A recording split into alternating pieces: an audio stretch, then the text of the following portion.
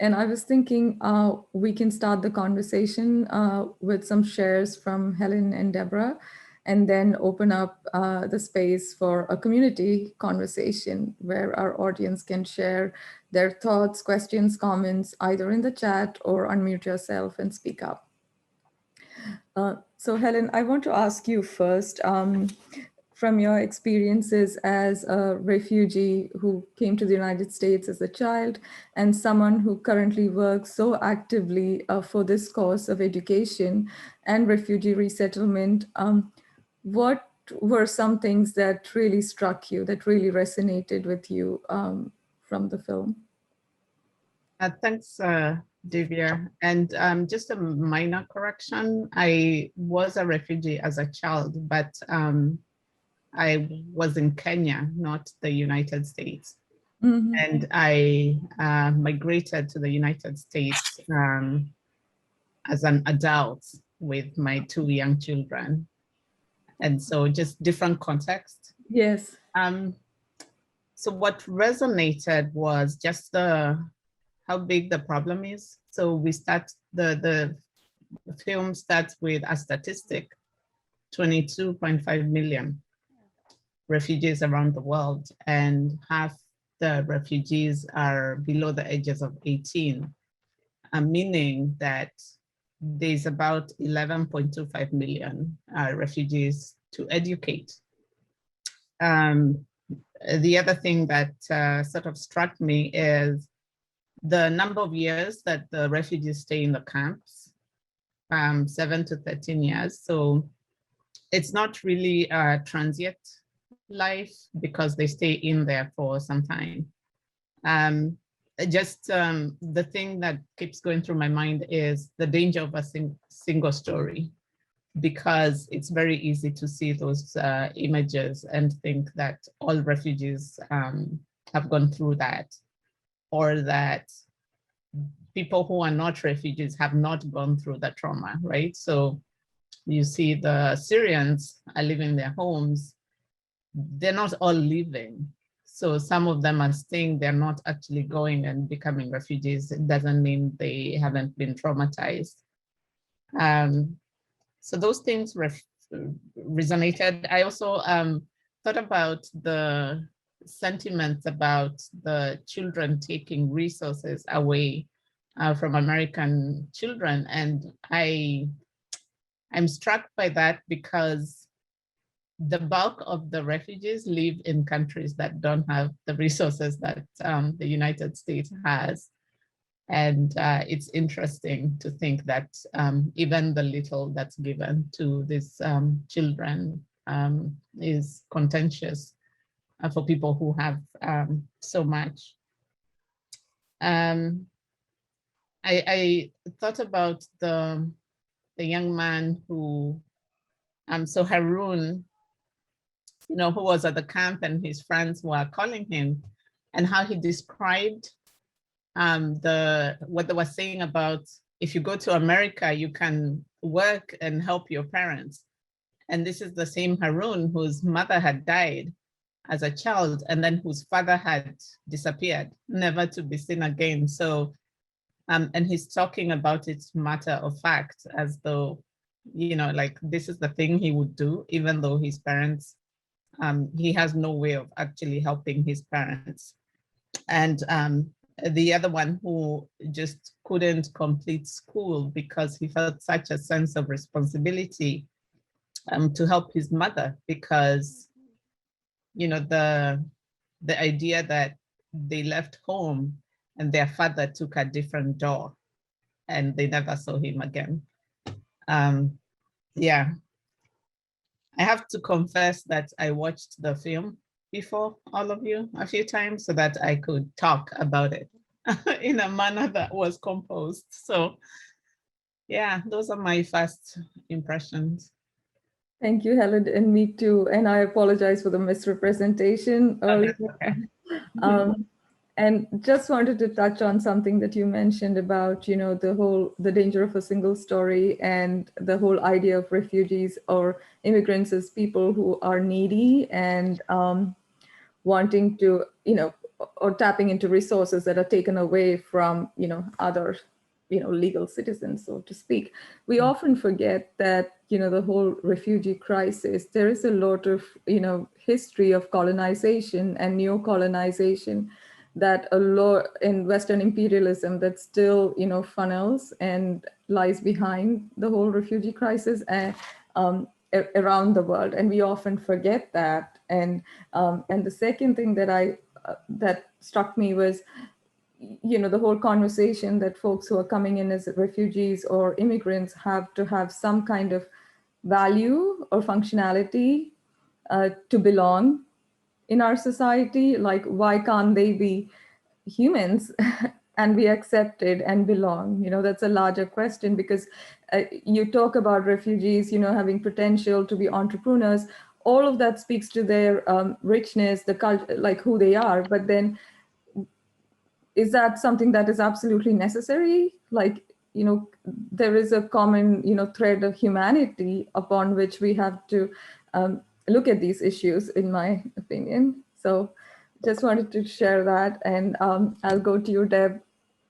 What resonated the most with you from the film? Well, I think, well, many of the issues that Helen spoke of course, but I thought I took the other aspect of community and how important community is in terms of building and making a community stronger.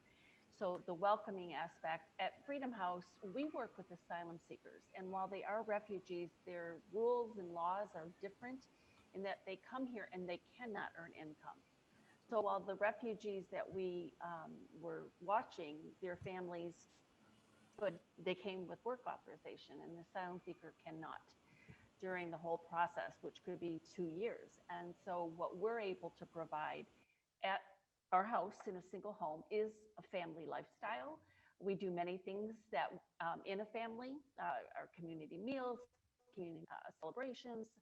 I've got a friend here on the call here with Chris Capaccio, and he's one of our volunteers, and he would speak to that as well.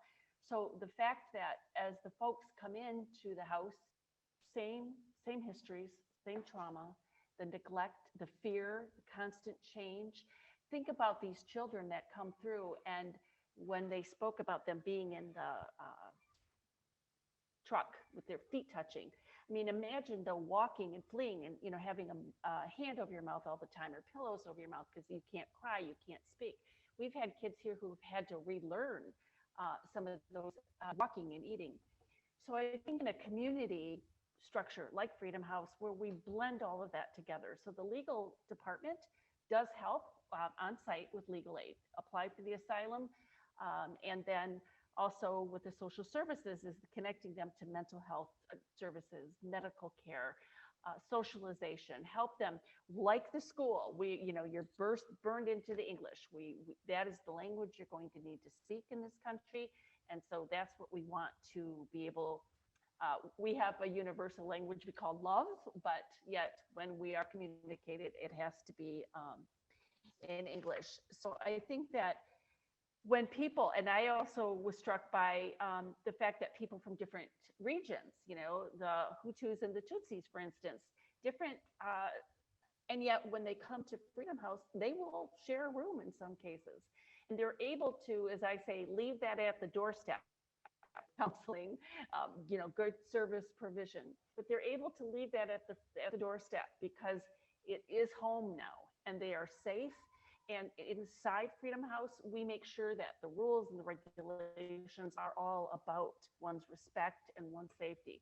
Everyone comes in and hears. So I might be from a country, for instance, Cameroon or Uganda, that criminalizes sexual orientation, LGBTQ community. But when I move into Freedom House, guess what? I might have a roommate who's gay or who's a lesbian. So we're always working to help people understand that, these things we have to leave. I don't want to say leave because it's not culture I'm speaking about. It's not music.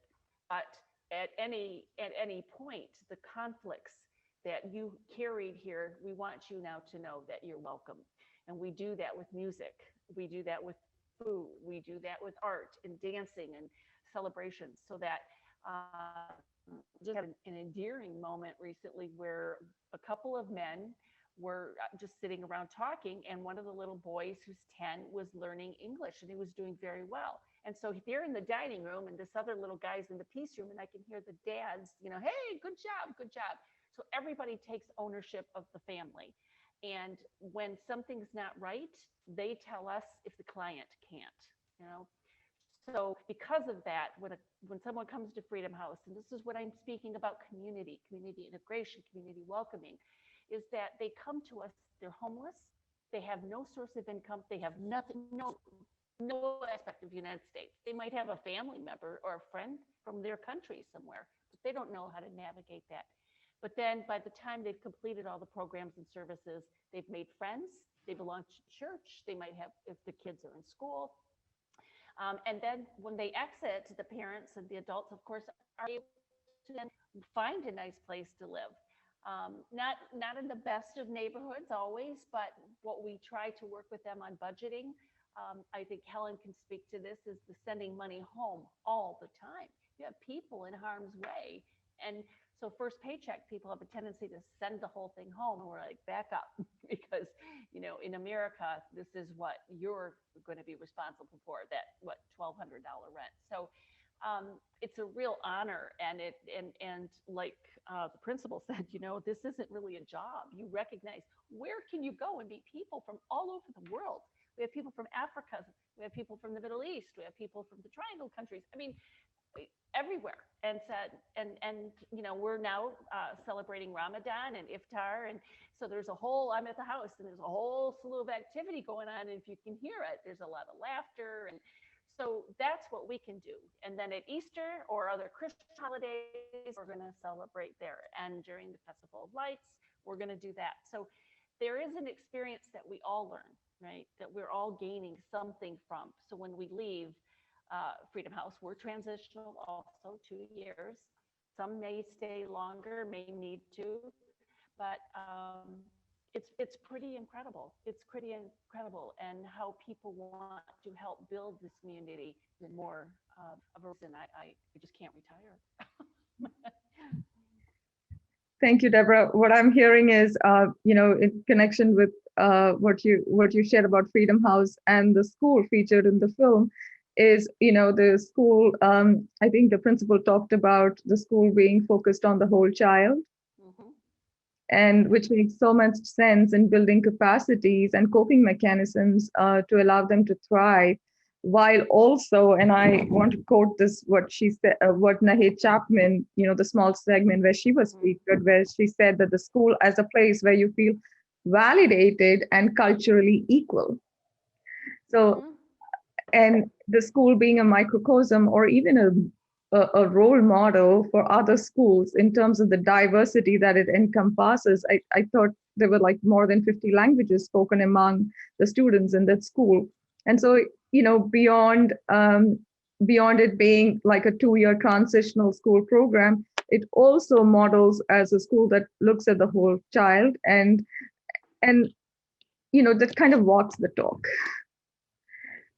Right? You see educators being activists, and like the distinction that the principal made, that strikes so much, because in these particular cases, trust, relationship building, all of these are so important and foundational to convince or to allow students to feel validated, or community members to feel validated and culturally equal. And I was just wondering, like, there is also a fine balance when you are providing, transit skills for refugees, asylum seekers to, be the best version of themselves and navigate in a new, society within a new culture. There is a fine balance between, learning something new, assimilating or integrating, and also at the same time not effacing your own culture, who you are, feeling proud of who you are. And one thing that struck me personally as an Indian person, teaching in the United States, is the other Indian sounding, the teacher in the story, who was wearing a bindi and a Mangal Sutra, and she was totally belonging in that school. I would think twice before putting a bindi and showing up to many spaces here. So I wanted to gather both your thoughts about, that fine balance. How do you, you know, uh, move people through, move students through, move, folks who have gone through enormous trauma and tragedy to come to a place where they are also able to, like showcase their identity, affirm that they are culturally equal, at the same time learn new things to navigate in a new society. Hellen? Yeah. Yeah, I think that it's hard unless you're intentional, right? So I was thinking about that at the fact that the principal said we celebrate all religions, and reminding the children that this time it's a Christian religious holiday, but we celebrate all religions. And it's not always, I think a lot of times the desire to be safe forces many to sort of forget, like your culture and who you are becomes secondary to the need to be safe. And a lot of times you just thrust into a situation, right? So these children are going through a process where, they're able to process the trauma that they've been through, but many don't have that. I don't know that there's another school in the United States that is doing this. Maybe there is, but I don't know. So throwing kids into a culture and then having them, and kids learn very quickly, right? They'll copy very quickly. And I remember when we first moved to the USA, my daughter was 4, and she came home and said, I don't speak Spanish. We don't speak Spanish either, but she equated Spanish with not English and as a bad thing. And stopped speaking our language to this day. But now that I look back, I should have addressed it at that time, but I didn't have the skills either. So one thing I was thinking about, the parents also don't have the skills. So the schools have the children during the day, and then they go back to the families. And I think depending on what the families are communicating, they're hearing one thing from the schools and hearing a different thing from the parents, and it's really hard. So then that's where children start to code switch, right? Because they are one way at home and a different way in school. I sort of relate to that a little bit, because it's not till recently, like you talked about, how you don't feel like you can bring your whole self to work, right? For the longest time, I didn't feel like it was okay to wear my hair natural or to wear my earrings at work, because I thought, oh, that's not the way of the culture. Not realizing that, oh, most people are not wearing the big earrings because they can't, right? So it takes, I think, you have to have that intention. Yeah. At so many levels as well, right? As a school, as parents, the awareness of it all. Deb, would you like to weigh in? Deb, we can't. Things. Oh, can't hear me? Yes, you can now. Okay. One of the saddest things is how many people change their name to sound American or English. So, there's a lot of Joes and there's a lot of Marys. And we've seen that with our residents, where once they leave, they get a job, it's easier to be called an American name. And their work, then they're more noticed at work, they're easier to tap into. So that's one thing that, we really encourage people. Use your name, help people pronounce it, and be proud of that. But and I know as an Irish American, my family changed their name when they came into the country because Irish weren't welcome. So, that's such a sad way of welcoming people, and that really breaks my heart. But I think Helen is just brilliant in terms of having that experience to help us see from her side, which is true. I mean, we what we do and how the children learn, and then when they're going back with their parents, because there's two different levels. The children are healing, the children are growing, the children are being trustful, and then the parents are saying, well, wait a minute, no, not yet, let's hold back. Well, you can't be too safe.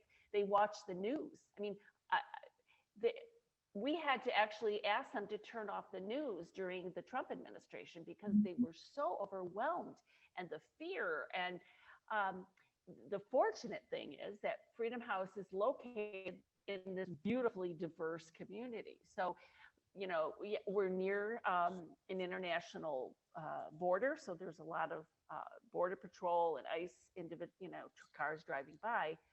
But the fact is that between the African and the Latina, and there's so many beautiful Yemenis. I mean, it's just incredible.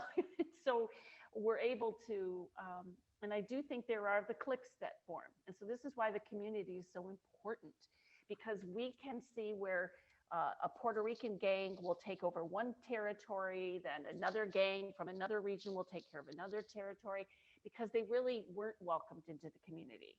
And so they have to really form their own groups, their own cliques, to make sure that their presence is known and they still have the power. And that's what can happen if we don't work in the healing model.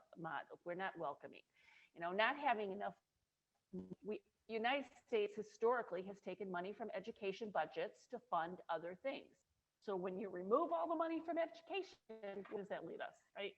So I think that that's an element of being able to find a welcoming community, so that when people leave, they have housing, they have safe housing.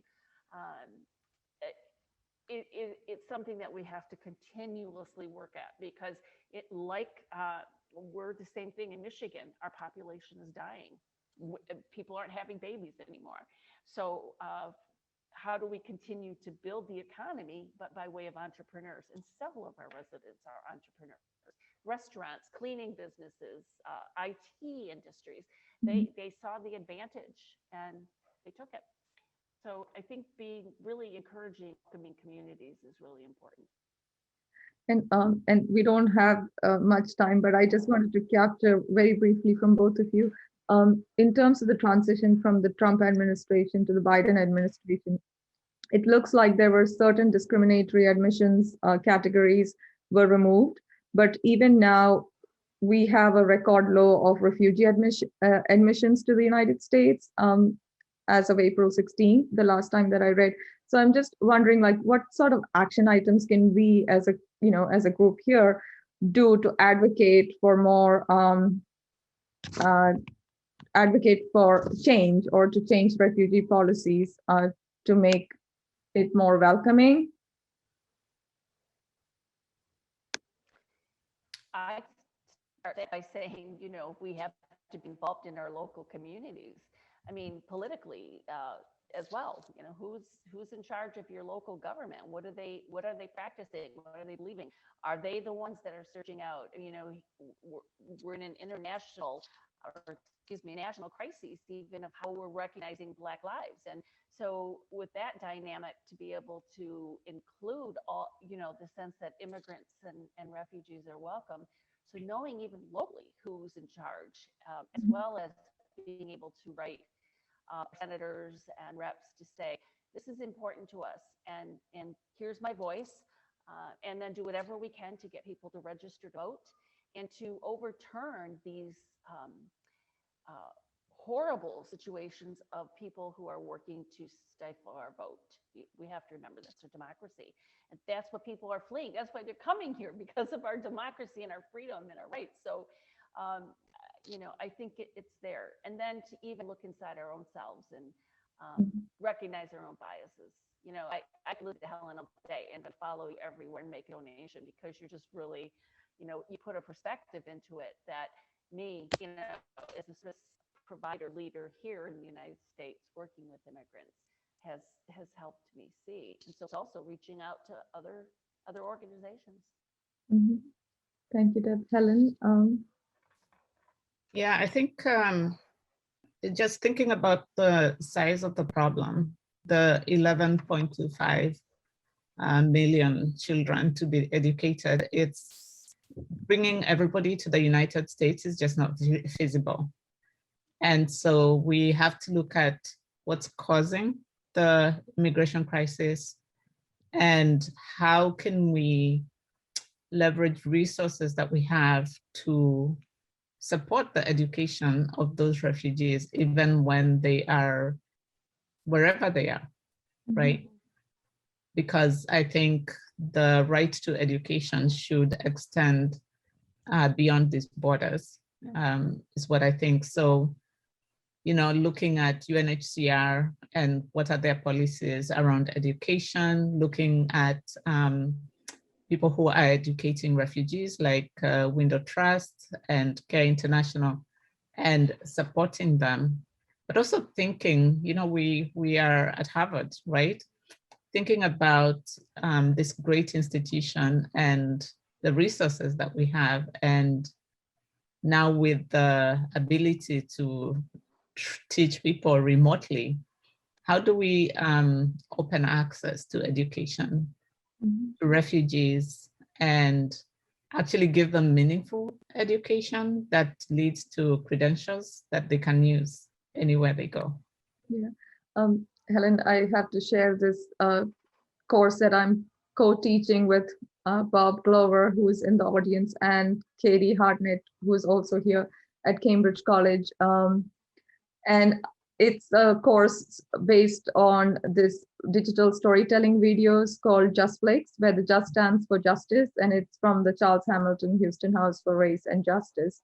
And my class comprises a majority of students of color who have very similar stories of the students we saw in this movie. And one of the things that really resonated with me is, as an educator, how you have to kind of model humility, and how this is like a co-learning space for me personally. And also to see the students, come out and process some of their stories by using their own voices in a medium where they can, use visuals without being really reliant on learning English, but telling their stories the way they want to. And I had some students who were like, we don't want to do social justice. We want to say something else. And even in those stories where they intentionally chose not social justice, it is a social justice story because it is through the lens of their lived experiences, right? So just wanted to share that, like, we have multiple, like avenues, and you really see, and learn and model. And for me, this film was about modeling, like, what does actually an ally look like? With the Miss Ritchie, the English teacher, going in, like, choosing to stay in a neighborhood with her students, right? And articulating so much, like, the relationship building, the trust, all of that. I know we don't have, like, we just have a minute more. I'm sorry, folks, for but if folks have suggestions, comments, or questions, please, speak up or share in the chat. And I apologize that we didn't have much time. And so from the audience, and this is a conversation in community, so please feel free to share your thoughts either by unmuting yourself or via the chat.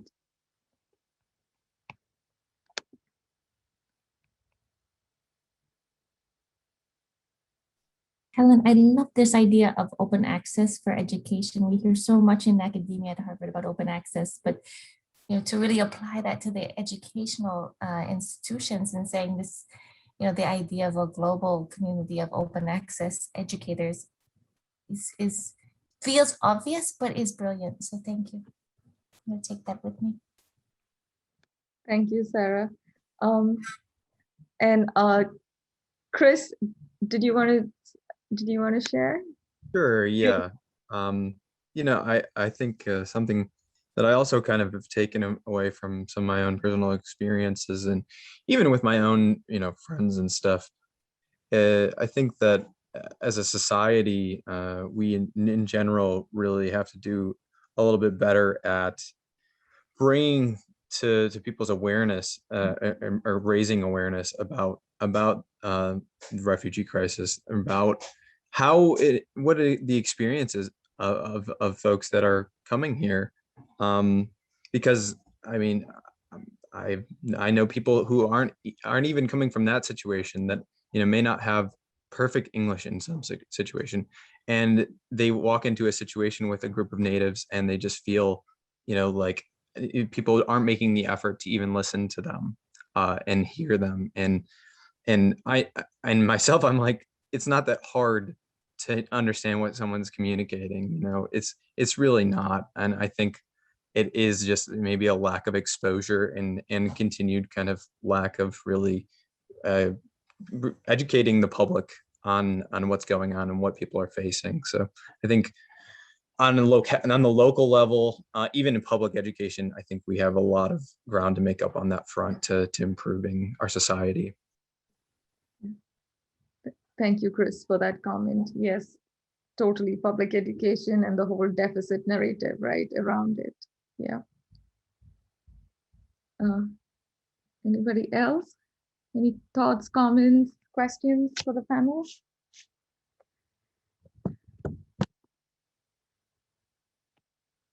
Thank you, Irene, for your comment. So we are at 9:02. Thank you all for joining us, and we hope to see you. And there are, I think, more films to come, more screenings to come, more discussions to happen. And I certainly hope that this is not the end. And this is like each time we come together, this is a start, and also a start that leads us not to just in conversation, but also to action, versus, towards action, because that's where we can actually impact change. And there will come a day when, these conversations won't be necessary. So fingers crossed for that. Thank you all so much. Thank you.